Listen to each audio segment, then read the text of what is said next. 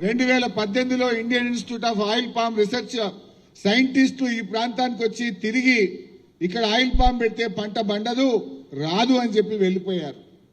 ఏంటి ఎందుకు అంటే గాలిలో తేమ శాతం లేదు. గాలిలో తేమ ఉంటేనే ఆయిల్ పామ్ పండుతుంది.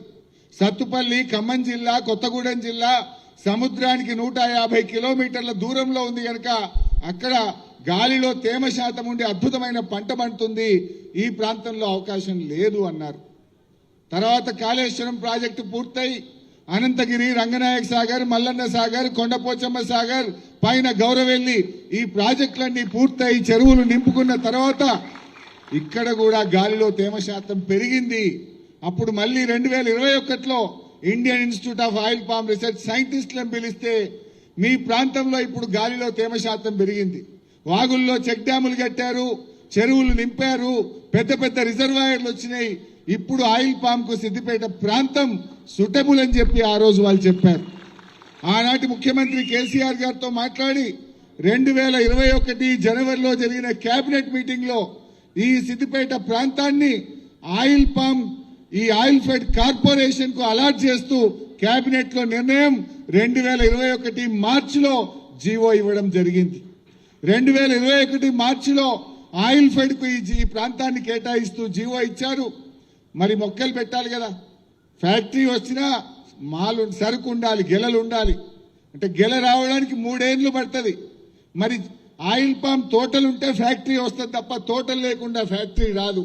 ఈ ప్రాంతంలో నర్సరీ లేదు. అప్పుడు పెద్దలు తుమ్మల అశ్వరావు గారితో మాట్లాడి అక్కడ అశ్వరావుపేట, సత్తుపల్లి నర్సరీల నుంచి మొక్కలు తెచ్చి 2021 జూన్ 5వ తారీఖు ఇదే నంగనూరు మండలం రామచంద్రాపూర్ గ్రామంలో కమలాదేవి అనే రైతు పొలంలో వెళ్లి మొదటి మొక్క నేను నాటాను.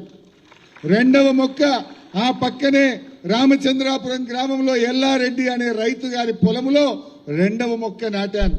అలా రైతులతో రెగ్యులర్ గా కాన్ఫరెన్స్ కాల్ పెట్టి మీటింగులు పెట్టి ప్రోత్సహించి 12,000 ఎకరాలు ఆ రోజు బీఆర్ఎస్ ప్రభుత్వ హయాంలో ఈ ప్రాంతంలో మొక్కలు నాటాం. అదే క్రమంలో మరి ఫ్యాక్టరీ కట్టడానికి ఆ రోజు 300 కోట్ల రూపాయలతోని ఆనాటి కేబినెట్ ఆయిల్ ఫెడ్ కార్పొరేషన్ ను అనుమతిస్తూ నిర్ణయం తీసుకున్నది. 300 కోట్లతో ఇక్కడ అధునాతన టెక్నాలజీ, మలేషియన్ టెక్నాలజీతో కట్టాలని, ఇక్కడే విద్యుత్ ఉత్పత్తి జరగాలని, ప్రతి pollution free zero liquid discharge తో ఈ ప్లాంట్ కట్టాలని, అదేవిధంగా రిఫైనరీ కూడా కట్టాలని ఆ రోజు నిర్ణయం తీసుకోవడం జరిగింది. మరి ఆ రోజుల్లోనే ఆనాటి వ్యవసాయ మంత్రి నిరంజన్ రెడ్డి గారి చేతుల మీదుగా ఈ ఫ్యాక్టరీకి శంకుస్థాపన చేసినాం, టెండర్లు పిలిచాం. టీజీఐఐసి ద్వారా 2022 సంవత్సరంలో ఈ భూమిని కూడా కేటాయించి ఈ ప్రాంతంలో ఈ ఫ్యాక్టరీ రావడానికి కృషి చేశాం.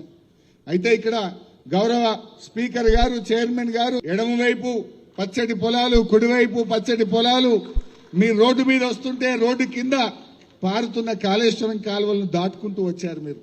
ఇవాళ ఈ ప్రాంతంలో ఈ ఫ్యాక్టరీకి ఇప్పుడు ఈ నిమిషంలో LSM 9 ద్వారా ఇక్కడ పెద్ద పాండ్ కట్టాం. 20 కోట్ల లీటర్లు పట్టే పాండుకు ఈ నిమిషానికి కాళేశ్వరం నీళ్లు వచ్చి పడతా ఉన్నాయి. అంటే ఆయిల్ ఫామ్ ఫ్యాక్టరీకి నీళ్లు చాలా ముఖ్యం.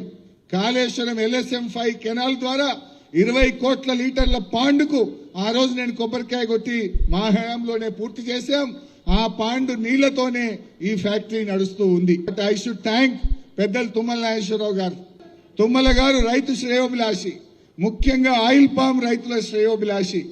ఆయన గారు ఎక్కడ కూడా ప్రభుత్వం మారినా ఫ్యాక్టరీ పనులు ఆపాలనే ఉద్దేశంలో లేకుండా వేగవంతంగా ఫ్యాక్టరీ పూర్తి చేయడానికి వారు కృషి చేసినందుకు వారికి నేను ప్రత్యేకంగా ధన్యవాదాలు కూడా తెలియజేస్తా ఉన్నా.